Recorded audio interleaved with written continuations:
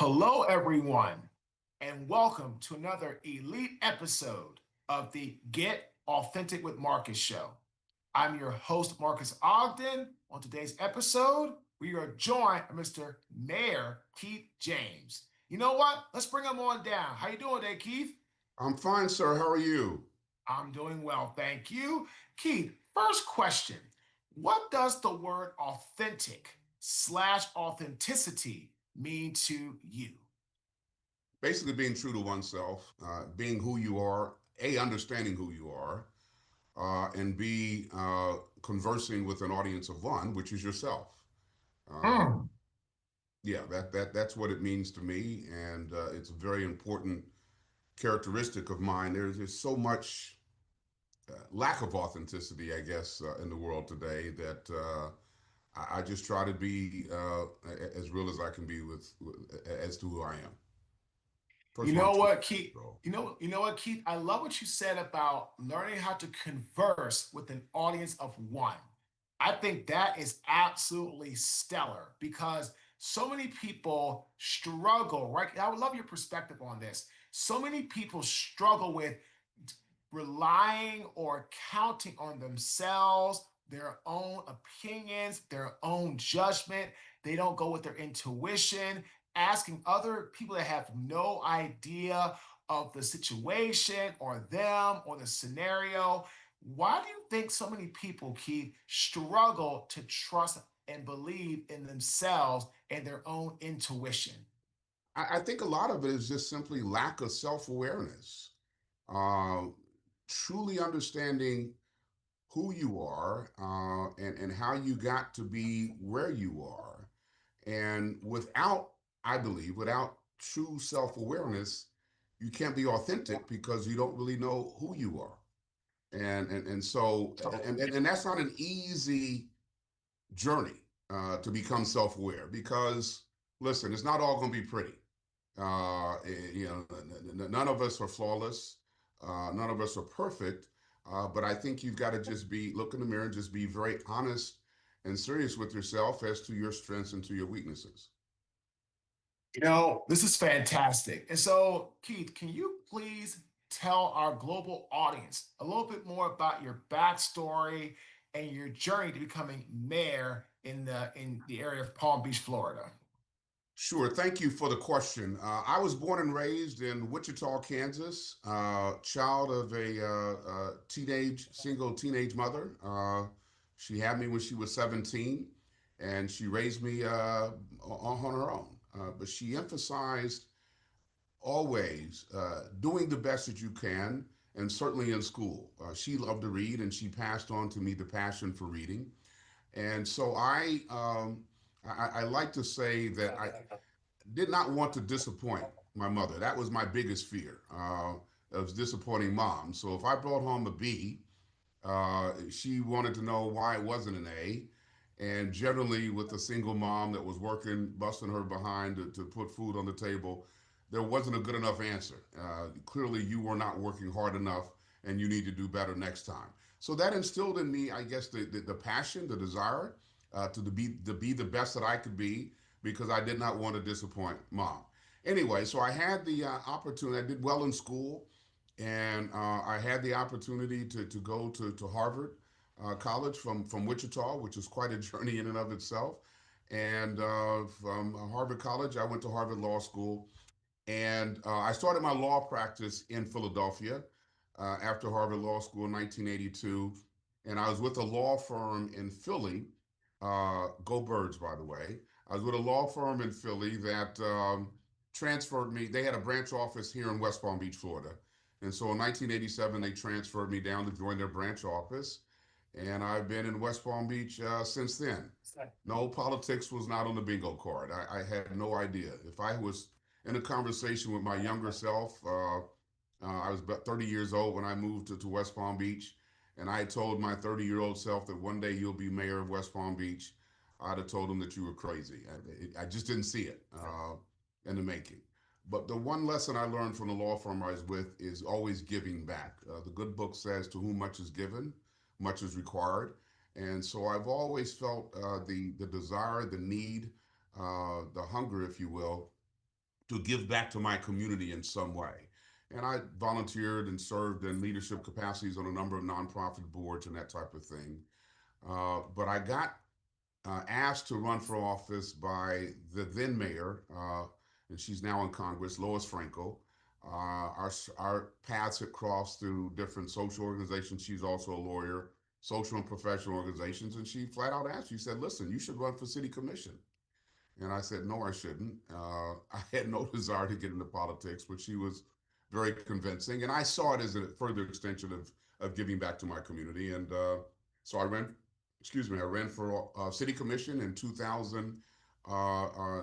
She approached me in December 2010. The election was a few months later in March of 2011. And I got elected to city commission in March of 2011. Served 8 years on the commission.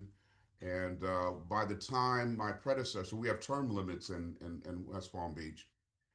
You could do 2 4-year terms or a maximum of 8 years. And so by the time my predecessor was terming out, I was the most senior city commissioner at that time. And a number of people started whispering in my ear, tapping me on the shoulder and saying, listen, it's your turn. It's your turn. And I didn't think that was in the cards. But anyway, to make a very long story short, I did run for mayor and I was successful in getting elected in 2019. So, Keith, there's so many great things you said there, except for the Go Birds. That's okay. That was a former Raider. No problem. That's okay. I got it. You went to Philly, had to practice. You didn't have any football in Wichita, well, pro anyway. So I got that. No problem. But I love, love, love your trajectory. I love your work ethic getting out of Wichita, Kansas, going to Harvard, then going to law school at Harvard, then working in Philadelphia, doing a phenomenal job, getting transferred down to West Palm Beach. And then you had, like you said, the good book said, to whom much is given, much is required. And you saw the desire and the need within your community to give back through public service. And I love that because here's the next question for you, right, Keith? How does authenticity or being authentic allow you to excel in the career path you've chosen now, being the mayor of West Palm Beach, Florida? well, I think it goes back to self awareness and it's also understanding the why. And I never got into politics because I was looking for what politics could do for me. I understood that being a public servant, it is what could I do for my community. And so once I realized what my why was, what was my motivation for being in this position, then it was easy because I was looking for ways in which I could improve my community. I could help my community. It wasn't about me, Keith. It was about what Keith could do in this position and holding this title as mayor. All right, when I was campaigning, one of my platforms that I articulated, and this was, I was campaigning in 2018, 2019, well before COVID, but I said I wanted West Palm Beach to be a community of opportunity for all. What does that mean?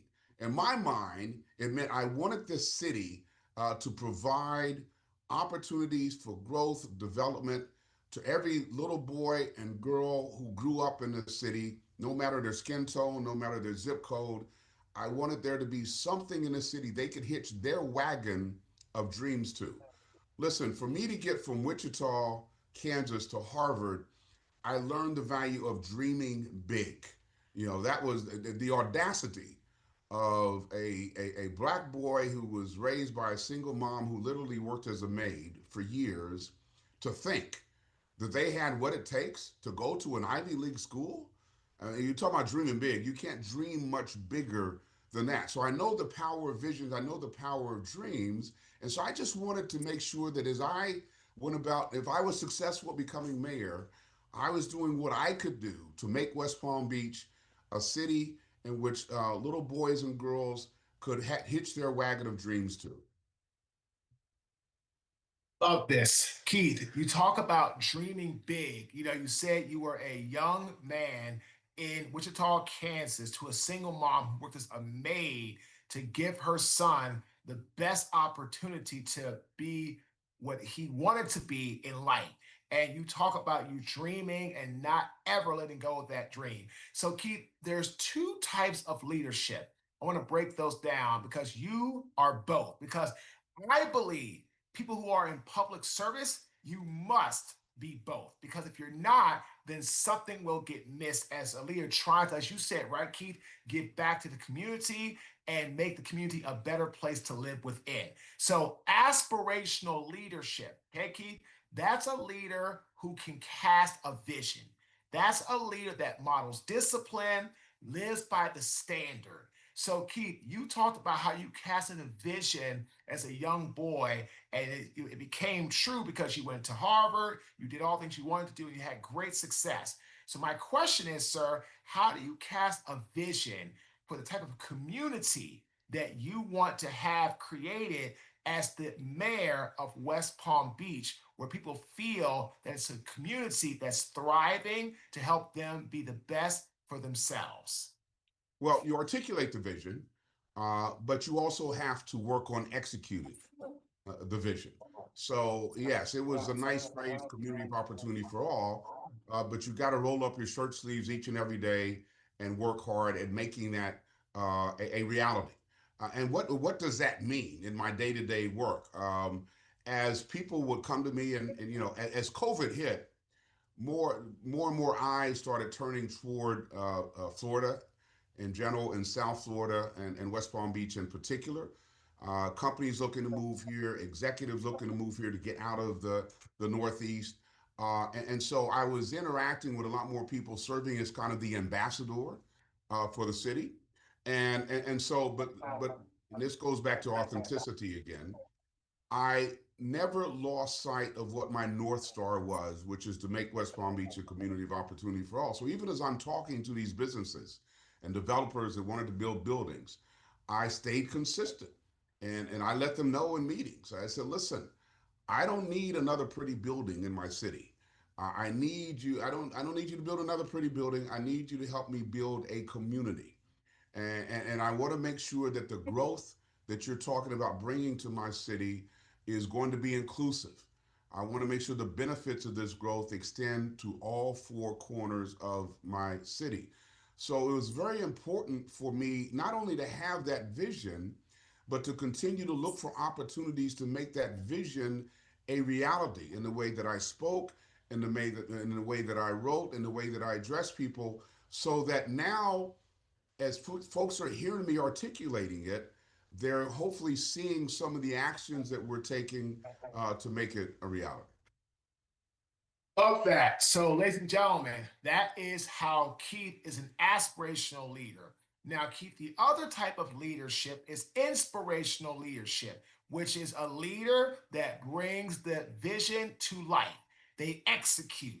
They are the ones that are they create belief in the team and get the team fired up to win. You kind of touched on in the last segment about saying, I don't need another pretty building. I need to have a better community. How do you go about, Keith, on a daily basis, being an inspirational leader that is taking the vision of the West Palm Beach that you have always seen in your mind and making that a reality for others to live happily and joy filled within? Well, I think a lot of it is walking the walk, right? Uh, as mayor, it's amazing how many eyes are on you. And when you're just going about your daily business, whether you're going to pick up a sandwich or a cup of coffee at the coffee shop or a sandwich at the local corner store, uh, people are observing you. And so I take that responsibility to heart. And so I try to make sure that by my actions, I am inspiring people to do better and be better. And so that is just kind of just the way that I kind of conduct myself in the day to day business. And going back to what I said before, is staying true to my North Star and continuing to look for opportunities to articulate what that vision is and to explain it to those who may not have heard it before and hopefully to motivate them. When I'm talking to a developer, say, help me build a community, hopefully there's something in what I'm saying or something that he's seeing in the work that we're doing that says, you know what, I want to get on that, I want to join that bandwagon.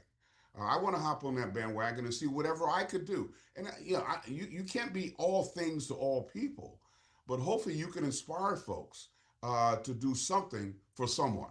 And so that's what I try to do in my day-to-day job. I love it. I love it. So, Keith, something that people may or may not know about me that listen to the show. I was raised, and so is my brother. My brother's Jonathan Ogden, and my older brother is him. And so we were raised by a single father. Oh, So wow. our parents divorced, and our dad raised both his boys by himself. I Mm, was 8 years old when my mom, and dad divorced, and our dad embodied the same things that your mom did about hard work, discipline, leadership, being, respectable, being respectful, all these things.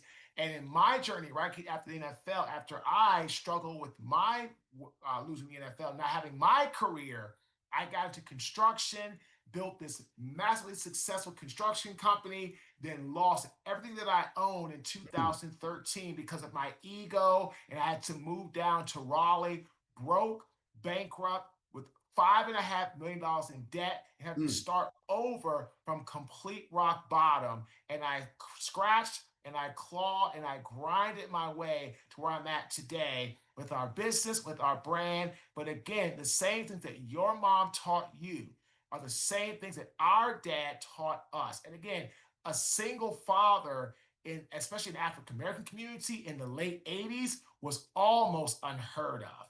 So he really stepped up. But again, it reminds me, Keith, of the work you're doing and how you step up as a public servant and as the mayor of West Palm Beach. So my question is, right, Keith, if people that are listening to this awesome interview have the desire to serve and be a public servant and help their community get better, what advice would Keith James give them to get them started on their journey? It goes back to where we started this interview: authenticity.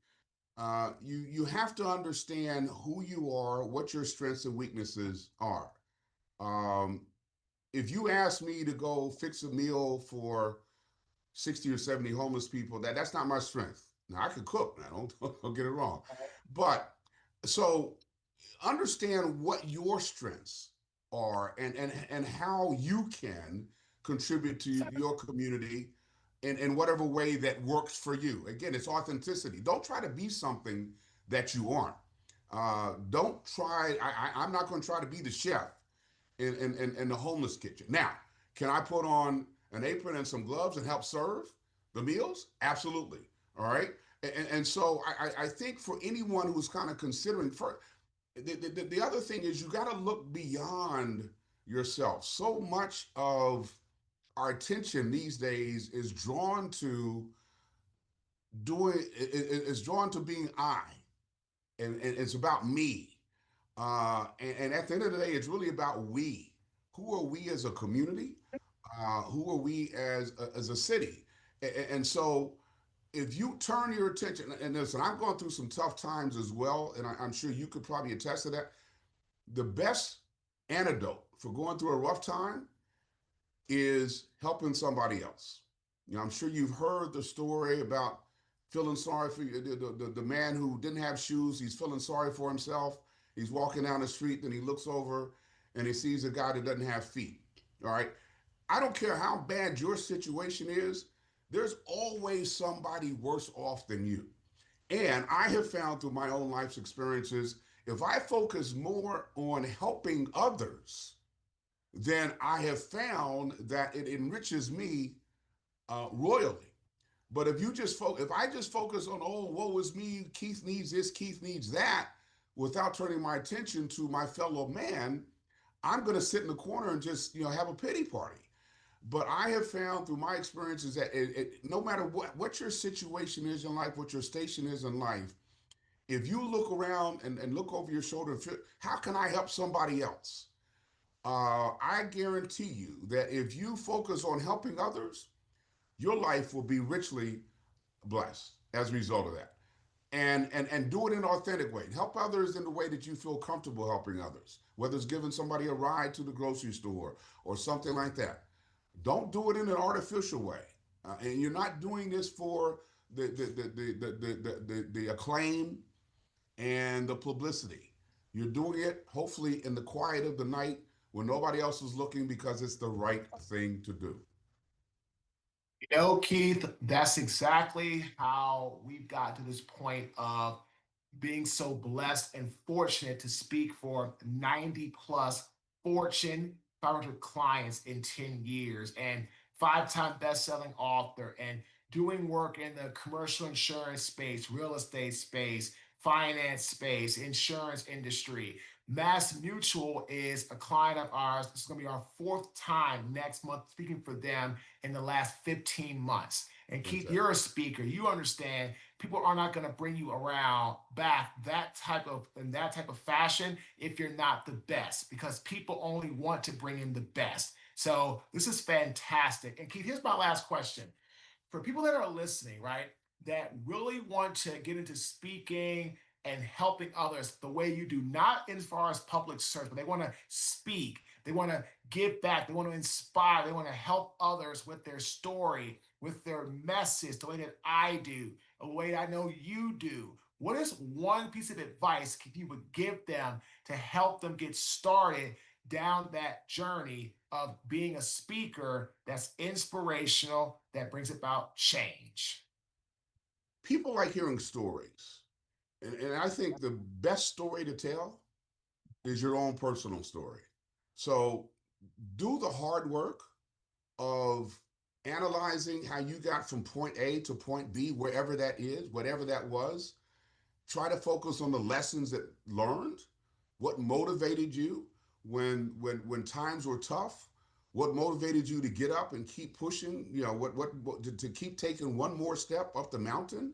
Because as you relate your personal story, I think that's what resonates with people. And again, it goes back to being authentic. Don't tell me what some great philosopher said, or what the good books. Tell me how you have gotten to where you are. And again, it doesn't mean that you are totally successful. It just means that you've enjoyed some success along the way. And what are those lessons? Because those lessons can be transferable to others.